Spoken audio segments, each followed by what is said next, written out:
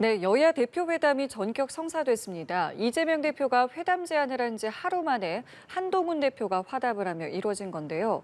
성과를 도출할 수 있을지 주목되고 있습니다. 네, 관련 내용 포함한 정치권 이슈들 윤기찬 국민의힘 법률위 부위원장, 박성민 전 더불어민주당 최고위원과 함께 짚어보겠습니다. 두 분 어서 오십시오. 안녕하십니까? 예, 여야 대표 회담이 오는 25일에 국회에서 열리게 됩니다. 상당히 신속하게 성사가 됐습니다. 자, 이제부터는 의제는 어떻게 할 것이며 또 여기에 참석하는 인원들은 어떻게 될 것인지를 결정해야 되는데 먼저 회동이 좀 전격 성사된 배경에 대해서 어떻게 보고 계시는지요? 그러니까 뭐 국민적 걱정이 많이 있죠. 그간의 국회 운영 자체가 뭐 국가기관의 운영과 관련된, 그러니까 민생과는 덜 연관돼 있는 여러 가지 특검 법안도 7건인가 9건 정도 발의가 됐고요. 탄핵도 7건인가 6건 정도가 됐단 말이죠. 그러니까 이게 국민적 시각에서 볼 때 뭔가 잘못을 했는지 여부를 떠나서 국회 운영 형태가 사실은 국민적 민생과는 동떨어져 있다. 이런 인식이 이제 퍼지고 있는 상황이거든요.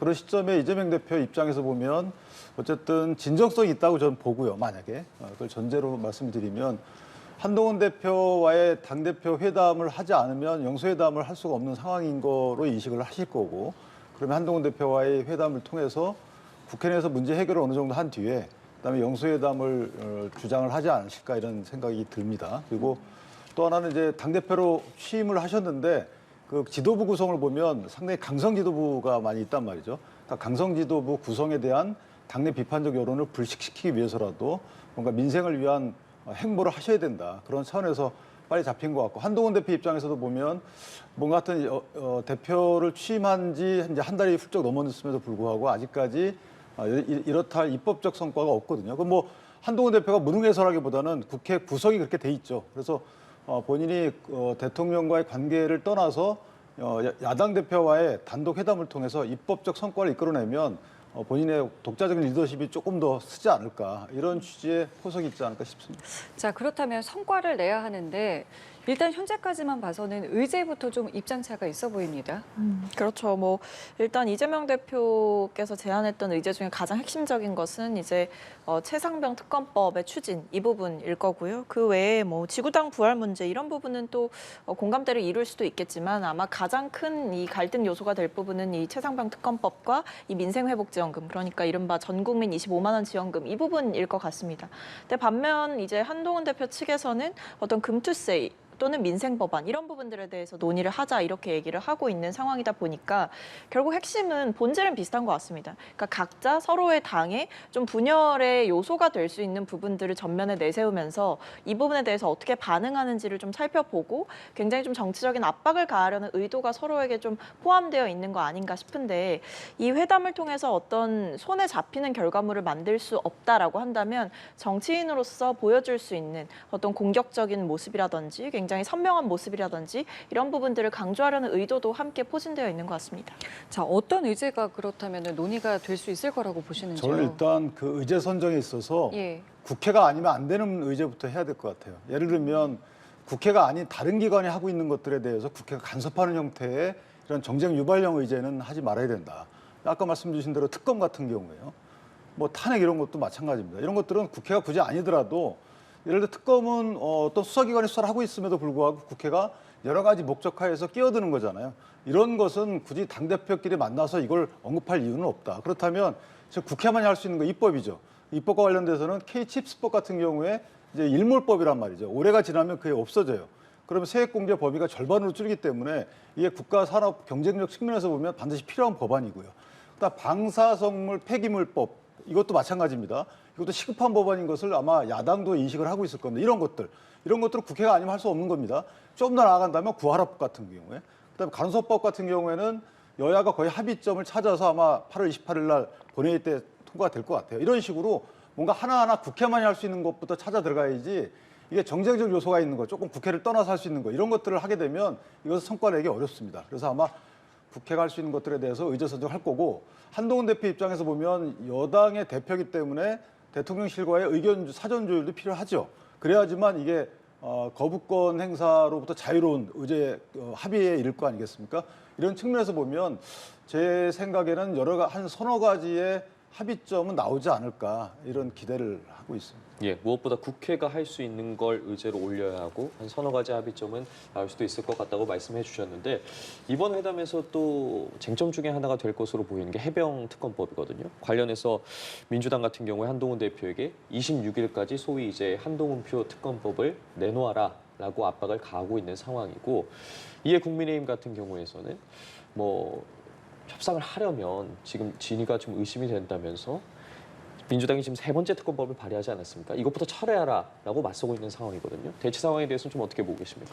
일단 최혜병 특검법 관련해서는 한동훈 대표의 입장이 저는 분명치 않다라는 게 문제라고 생각합니다. 그러니까 말로는 이제 여러 차례 약속을 해 오셨죠. 출사표를 던질 때부터 시작해서 그동안 계속해서 이 제3자 추천 특검법에 대한 추진 의사가 분명히 있다라고 밝혀왔는데 이 부분에 대해서 취임하시고 나서 어떤 당내 의원들을 설득하려는 노력이라든지 아니면 특정한 이 본인의 의중을 담은 법안을 발의하게 만드는 그런 과정들이 전혀 없었기 때문에 사실은 한동훈 대표가 결국에는 어떤 출사표를 던지는 과정에서 정치적으로 이 최혜병 특검법을 이용한 거 아니냐. 사실 진심으로는 이 최혜병 특검법을 추진하려는 생각이 없는 것 아니냐라는 그런 의심을 해볼 수가 있는 상황인 것 같고요.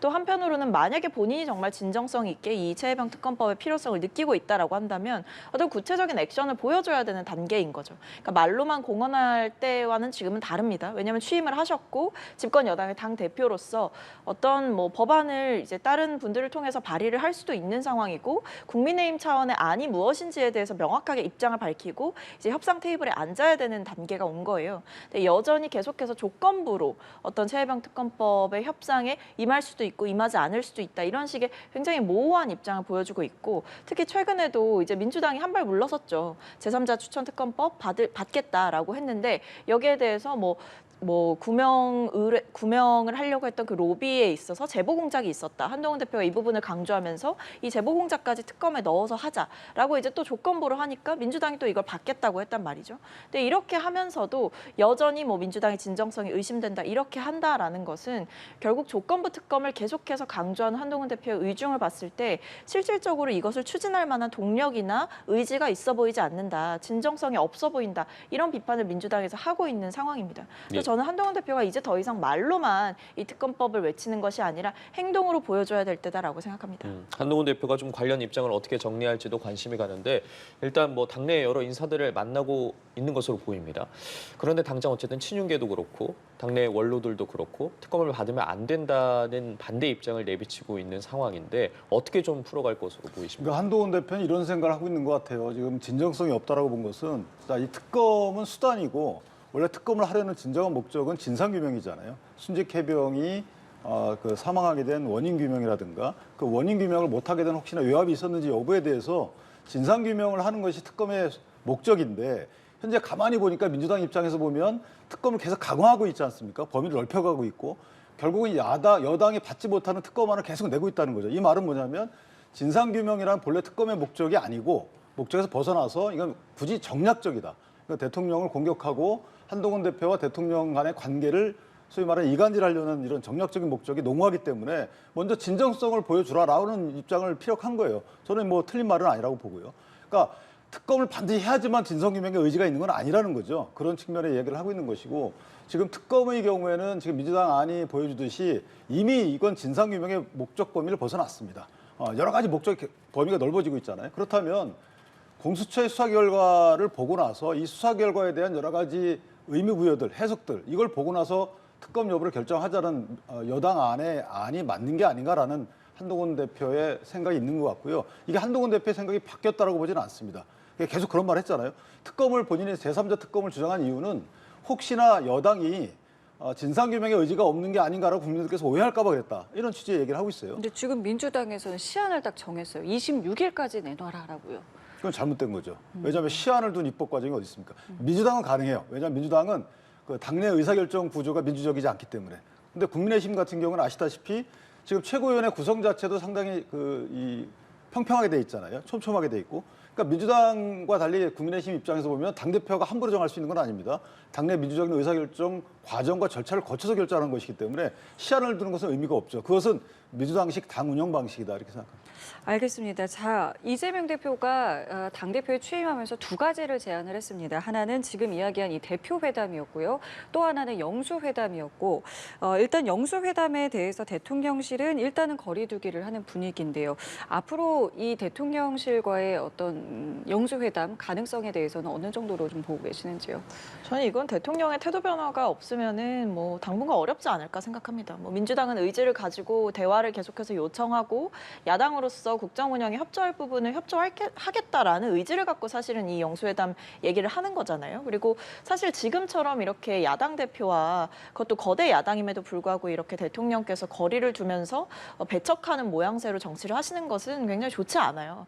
왜냐하면 지금 보면 거부권 전국이 되풀이되고 있지 않습니까? 또 이 부분에 대해서 국회 정상화가 먼저다라고 이야기를 하면서 야당 대표와는 만나지 않겠다라고 하는 것은 결국에는 이제 본인을 좀 반대하거나 비판하는 세력들은 사실상 반국가 세력이라고 본인이 보고 계신 것 같습니다. 별다른 입장이 없다라는 것을 만나지 않겠다라고 그럼 해석을 저는 하고 그렇게 계시는 보고 거죠. 있습니다. 왜냐하면 이 부분에 대해서 어느 정도 의지가 있다라고 한다면 뭐 조금이라도 긍정적으로 화답하는 모양새, 예를 들면 뭐 빠른 시간 안에 조율을 해보겠다, 아니면 시간을 갖고 논의를 해보겠다 이렇게 할 수가 있는데 별다른 입장이 없다라고 하는 것은 일단 거리두기를 하는 거거든요. 그러니까 그거 자체는 당분간은 만날 일이 없다라고 보고 있기 때문에 거리를 두고 있는 거죠. 그러니까 일단 여야 대표가 만난다고 하니까 그거 좀 지켜보자. 대통령께서 굳이 뭐 야당 대표를 만나는 그림을 만들어줄 필요가 없지 않겠느냐 이런 판단을 하는 것으로 보여지는데 저는 지금 같은 상황에서는 오히려 대통령께서 좀 통 크게 결단하시는 모습을 보여주시는 게 좋지 않을까 싶은데 그런 결정은 나오지 않는 것 같아서 아쉽습니다. 대통령실의 입장은 뭐라고 좀 보고 계십니까? 아직 유동적이죠. 만나지 않겠다라는 거 저는 보지 않고요. 만날 필요성 분명히 있습니다. 언제 만나느냐의 문제고 또 만나는 상황이 대통령만 조성할 수 있는 건 아니고 이재명 대표도 조성하셔야 돼요. 지금 이런 정국을 초래한 것은 이재명 대표가 자초한 측면도 있습니다.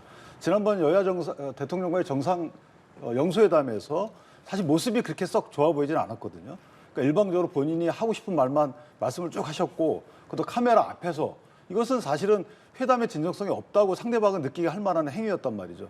그렇게 되면 여야 대표 간의 회담을 보고 진정한 정책적 조율 과정이 있었는지를 보면 알 수 있는 겁니다. 그러면 영수회담에서 이재명 대표가 어떤 자세를 임하는지에 대해서 바로미터가 될 수 있기 때문에 저는 여야 대표 만나면서 그 자세, 태도, 내용을 보고 나서 대통령이 영수회담의 필요성을 느껴야지 만나는 것이지 이게 사교 모임이 아니잖아요.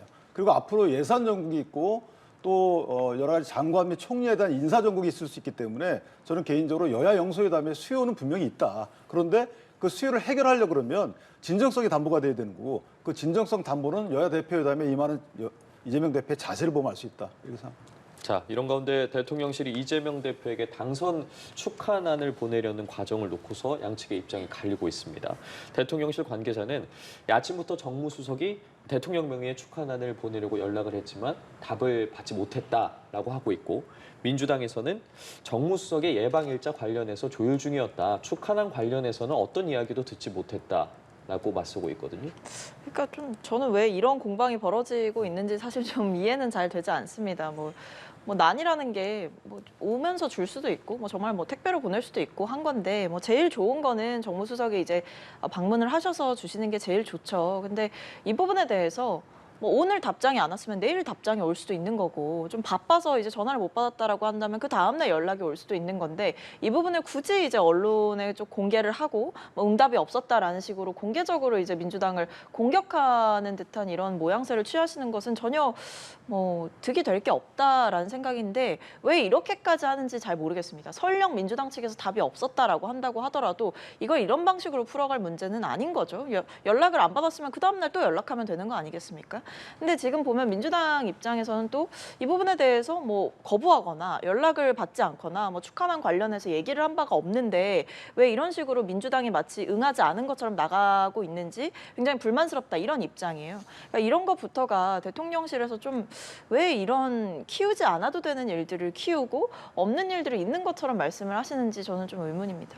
네, 의견 여쭙겠습니다. 근데 이거는 어쨌든 대통령의 축하 의사표시잖아요. 축하 의사표시인데 그것이 늦었다라는 또 일각의 정치적 해석이 있을 수 있어요. 그렇기 때문에 원래는 정무수석이 난을 갖고 가서 난만 전달하는 것이 아니고 대통령의 말씀을 대신 전달하거든요. 늘 이래 왔고. 근데 이번에만큼은 이것이 응답이 없었다는 거죠.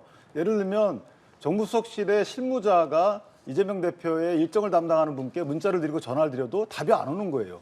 그러니까 정무비서관이 다시 한번 이 대표 비서실장께 전화를 해도 안 받고, 그러니까 문자를 드려도 답이 없고, 그러니까 지금 어떻게 보면 그 정무수석실 입장에서 보면 본인들이 오해받게 생겼잖아요. 마치 연락 안 한 것처럼. 그러니까 지금 우리 최고위원님 말씀처럼 그렇게 단순한 이런 연락 부재나 응답 부재가 아니고 급을 바꿔가면서 여러 번 연락해도 답이 없는 거죠. 이건 굉장히 이례적인 겁니다. 그러니까 축하를 안 받겠다는 건지, 이거 사실은 관례거든요. 여기에 대해서 분명히 이재명 대표 측에서 답변을 줘야 되는 거고요. 아니 축하단을 갖고 가게해서 인사를 드리겠다고 하는 여기에 대해서 묵묵부답한 적이 있나요?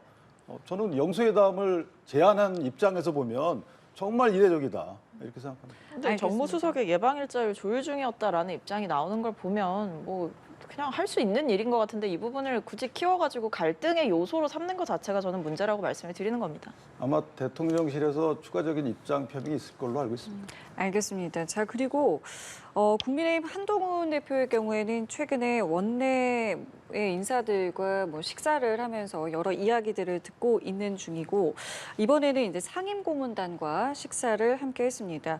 여기서 나온 이야기들을 좀 여쭤보고 싶은데 당 원로들이 지면서 이기는 법을 배워야 한다. 앞으로 6개월이 상당히 중요하다라는 입장을 내놨다고 하는데요. 이런 조언들 뭐 어떤 배경에서 좀 나왔다고 보시는지요?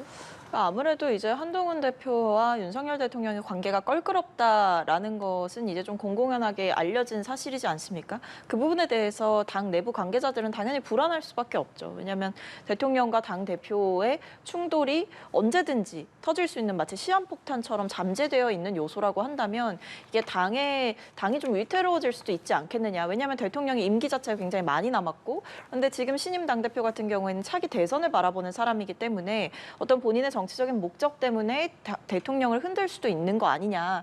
이런 여러 가지 우려들이 좀 혼재해 있는 상황인 것 같아요. 그러니까 이거는 지금 정치인 한동훈에 대한 시험대이기도 한 거죠. 그러다 보니까 이 신임 대표를 향해서 상임 고문단의 이제 조언은 보면 이런 말씀을 하셨더라고요. 당정은 상호 충돌이 아닌 상호 보완의 관계로 가야 되는 것이다. 그리고 너무 다 이기려고 하지 말아라. 이렇게 얘기를 하는 것은 대통령의 뜻에 맞춰서 당 운영을 좀 해라. 그것이 좋지 않겠느냐. 이렇게 말씀을 하시는 걸로 보이는데 저는 민심을 좀 잘못 짚고 계시다라는 생각이 있습니다. 왜냐하면 결국에 지금 민심이 요구하는 것은 윤석열 정부를 그대로 받쳐주는 여당을 원하는 것이 아니라 대통령을 향해서 아닌 건 아니라고 쓴소리할 수 있는 여당의 존재를 원하고 그런 정치의 모습을 원하는 것인데 이런 민심이 분명히 존재하기 때문에 저는 한동훈 대표가 뽑힌 면도 있다라고 생각을 하거든요. 이 부분에 대해서 상임 고문단들이 좀 간과를 하고 있는 것은 아닌가 싶습니다. 예, 어떻게 들으셨습니까? 저는 그 아버지의 마음으로 조언을 했다 이렇게 생각을 합니다. 이 고문분들이 원로분들이